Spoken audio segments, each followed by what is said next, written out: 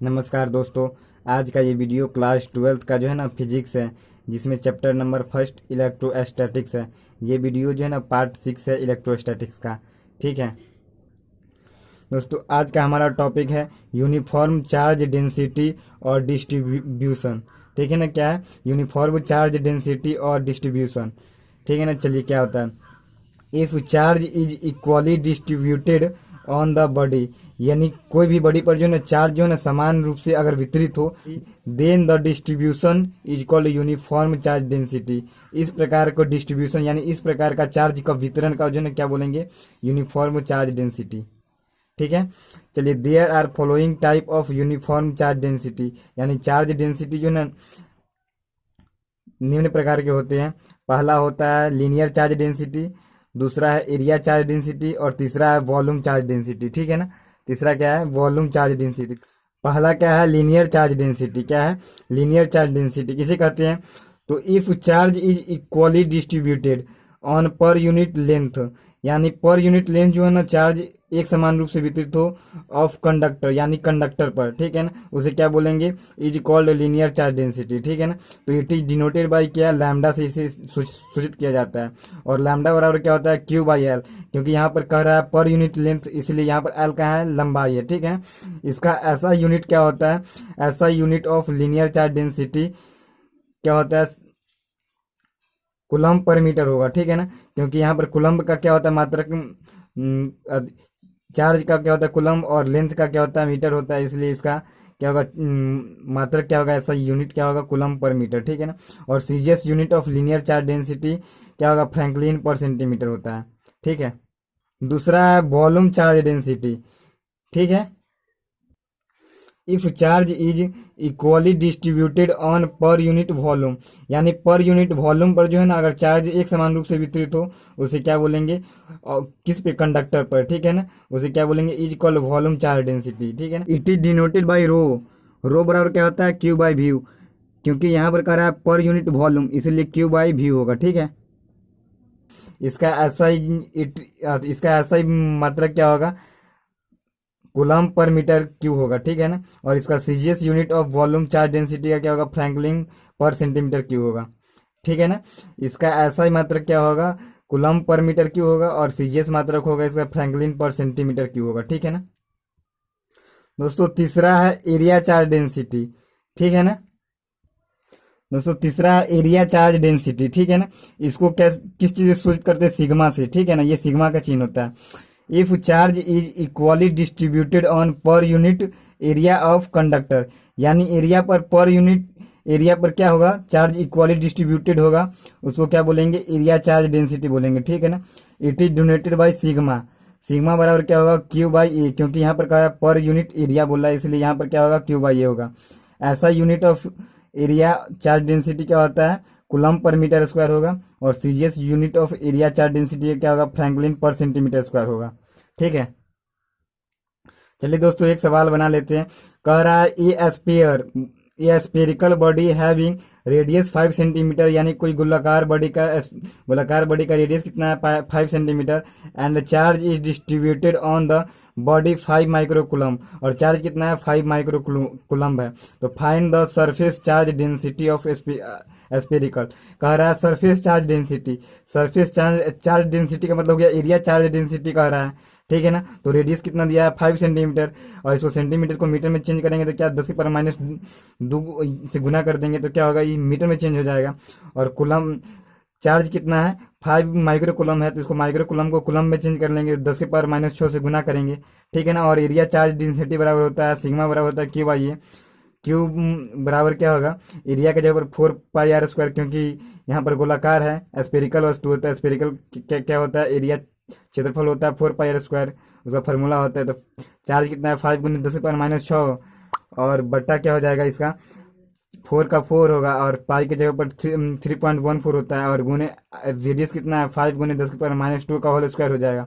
ठीक है ना, इसको काटेंगे, इसको काट करके क्या होगा, सिग्मा बराबर कितना आंसर आएगा, इसको काटने के बाद जो है ना सिग्मा बराबर ये आंसर आएगा। ठीक है ना, 1.61 गुणे 10 की power minus 4 coulomb per metre square होगा। ठीक है ना, इसको आप सॉल्यूशन कर लीजिएगा। दोस्तों हमारा अगला टॉपिक है dielectric substance. Dielectric substance क्या होता है जानते हैं। वे non conducting substance is act as a conductor, then the conductor is called dielectric substance. ठीक है ना, जब नॉन कंडक्टिंग सबस्टांस जो है ना कंडक्टर की तरह काम करने लगेगा तो उसको क्या बोलेंगे, ठीक है ना, then conductor is called dielectric, तब उस कंडक्टर को क्या बोलेंगे, डाई इलेक्ट्रिक सबस्टांस कहेंगे। ठीक है ना दोस्तों, हमारा अगला टॉपिक है एक्सप्लेन लाइटिंग। लाइटिंग क्या होता है उसके बारे में एक्सप्लेन करना है। ठीक है ना, चलिए। When the repeat flow means होता है तीव्र प्रवाह of electric charge through the air between two clouds. जब दो बादलों के बीच में जो है ना हवा के द्वारा इलेक्ट्रिक चार्ज का तीव्र प्रवाह होता है, ड्यू टू दिस कॉज, जिसके कारण spark of electricity is produce, यानी स्पार्क उत्पन्न होता है, इज कॉल्ड लाइटिंग, उसे लाइटिंग बोलते हैं। ठीक है ना, चित्र द्वारा ये यहाँ पर समझाया गया, देखिए एक पॉजिटिव क्लाउड से एक निगेटिव क्लाउड से। ठीक है ना, और जब दोनों जो है ना आपस में जब मिलेंगे हवा के द्वारा जब टकराएगा तो जो क्या होगा, लाइट उत्पन्न होगा। ठीक है ना, तो वही कह रहा है when concentrated positive charge upper region के कारण क्या होता है, concentrated positive charge and concentration negative charge in the lower region. ठीक है ना, both charge are strict together, यानी टकराता, स्ट्रिक्ट मीन्स होता है टकराना, टुगेदर एक दूसरे से, देन लाइटिंग इज प्रोड्यूस, तब जो है ना बिजली उत्पन्न होती है। ठीक है, हमारा अगला टॉपिक है इलेक्ट्रिक डाइपोल। क्या होता है, the separation of two charge, यानी दो चार्जों को इस तरह से रखा जाए, हैविंग इक्वल मैग्नीट्यूड, यानी जिसका जो है ना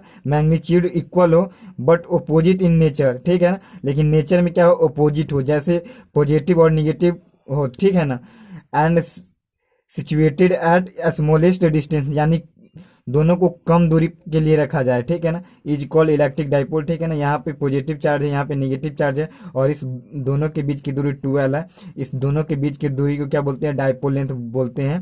ठीक है ना, डाइपोल लेंथ क्या होगा, 12 होगा। ठीक है ना, हमारा अगला टॉपिक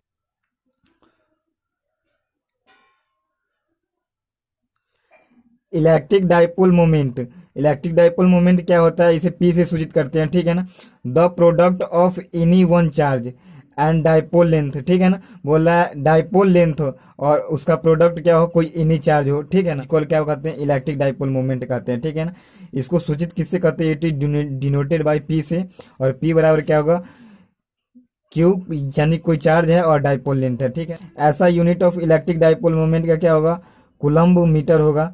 ठीक है ना, तो कुलम्ब मीटर होगा। CGS unit of electric dipole moment का क्या होगा, फ्रैंकलिन सेंटीमीटर होगा। ठीक है दोस्तों, हमारा अगला टॉपिक है why electric field line never intersect to each other, यानी इलेक्ट्रिक फील्ड लाइन जो है ना एक कभी इंटरसेक्ट एक दूसरे के क्यों नहीं करती है। ठीक है ना, तो इसका क्या होगा, चलिए। Electric field line are never intersect to each other, electric field line कभी भी इंटरसेक्ट नहीं करती एक दूसरे को।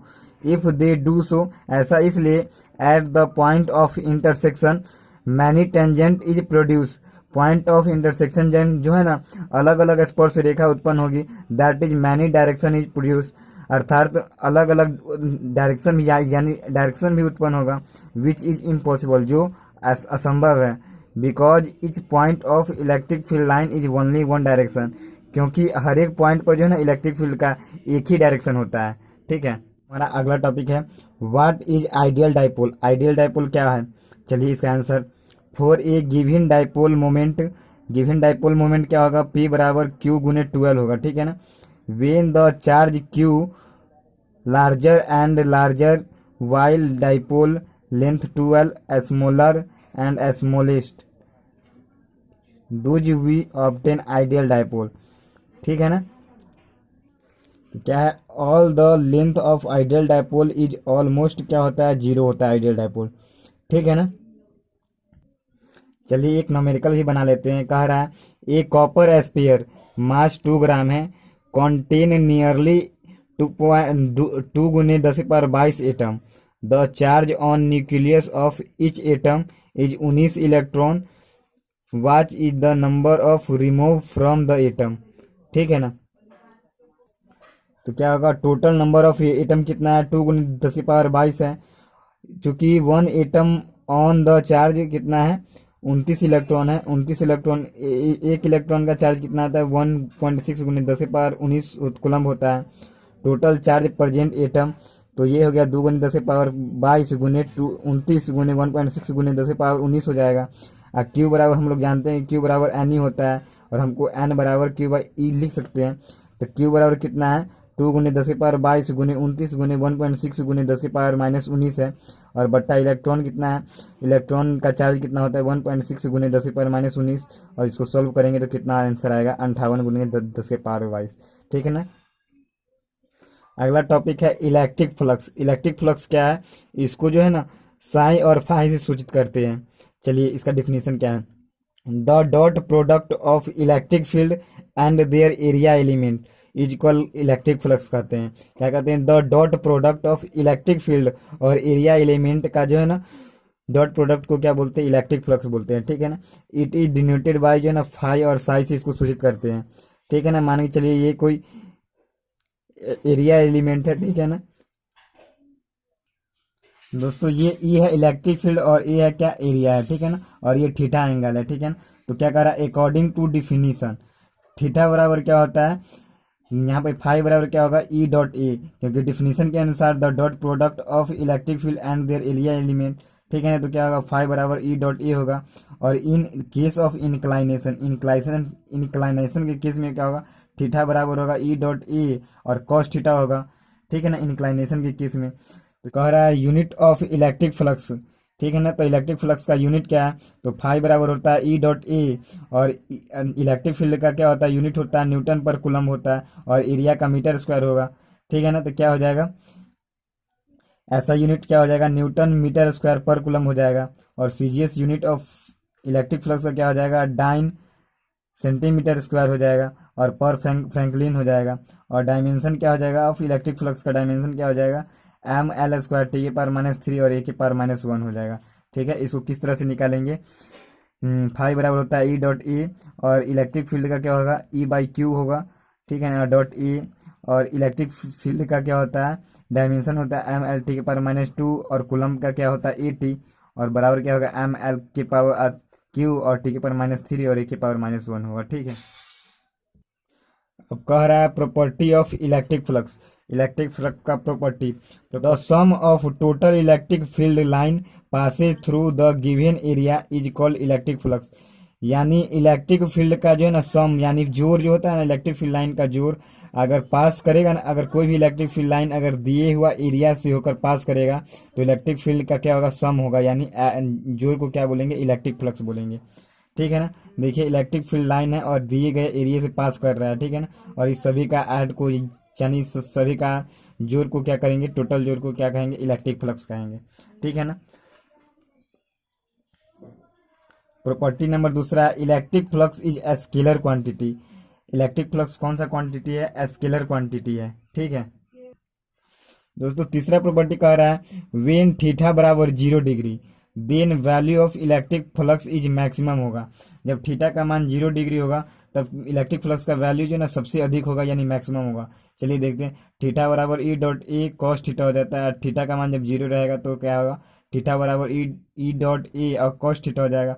तो कॉस 0 का मान क्या हो जाता है, 1 होता है, इसलिए थीटा बराबर ई डॉट ए जहाँ पर मैक्सिमम होगा। ठीक है ना। 0 डिग्री पर जो है ना इलेक्ट्रिक फ्लक्स का मान मैक्सिमम होगा। प्रॉपर्टी नंबर 4 कर रहा है वेन जो है ना थीटा बराबर जब 90 डिग्री हो then value of electric flux is minimum. जब थीटा का मान 90 डिग्री हो तो इलेक्ट्रिक फ्लक्स क्या होगा, मिनिमम होगा, यानी वहाँ पर सबसे कम होगा थीटा पर 90 डिग्री पर। तो क्या फाई बराबर E dot A cos theta, चूँकि थीटा का मान 90 डिग्री है इसलिए फाई बराबर E dot A cos 90 degree, और कॉस 90 डिग्री का मान 0 होता है इसलिए सभी 0 हो जाएगा, इसलिए फाई बराबर 0 यानी मिनिमम होगा। ठीक है ना दोस्तों। उससे रिलेटेड एक न्यूमेरिकल है, चलिए बना लेते हैं। कह रहा है consider a uniform electric field. Electric field कितना, ई बराबर 3 × 10⁻³ न्यूटन पर कूलम्ब है। What is the flux of this field. कह रहा है फ्लक्स निकालने के लिए दिया हुआ फील्ड का, through a square of 10 centimetre on A side, यानी किसी वर्ग के जो है ना 10 सेंटीमीटर भुजा पर क्या कर रहा है, इलेक्ट्रिक फ्लक्स निकालने के लिए, और इलेक्ट्रिक फील्ड हमें दिया हुआ है और इलेक्ट्रिक फ्लक्स हमें निकालना है। ठीक है ना। चलिए गिवन दैट, यानी दिया हुआ है ई बराबर 3 × 10⁻³ न्यूटन पर कूलम्ब है। साइड ऑफ स्क्वायर कितना है, 10 सेंटीमीटर, यानी इसको मीटर में चेंज करेंगे तो क्या 100 से भाग देंगे तो 0.1 मीटर हो जाएगा। एरिया ऑफ स्क्वायर कितना है, 0.1 है, ठीक है ना। तो इसका क्या करेंगे, भुजा का स्क्वायर कर देंगे तो एरिया निकल जाएगा, तो 0.1 का स्क्वायर कर दिए एरिया निकल गया। और क्या फाई बराबर क्या होता है, ई डॉट ए, यानी इलेक्ट्रिक फ्लक्स बराबर क्या होता है, इलेक्ट्रिक फील्ड और इनका एरिया होता है, ठीक है ना। तो इलेक्ट्रिक फील्ड और एरिया दोनों दिया हुआ है, इसको सॉल्यूशन करेंगे तो क्या हो जाएगा, इलेक्ट्रिक फ्लक्स बराबर कितना हो जाएगा, 30 न्यूटन मीटर स्क्वायर पर कूलम हो जाएगा, ठीक है ना। यही आंसर हो जाएगा इसका। चलिए दोस्तों, बाकी के लिए so thanks, all the best, next video में मिलते हैं, ठीक है ना।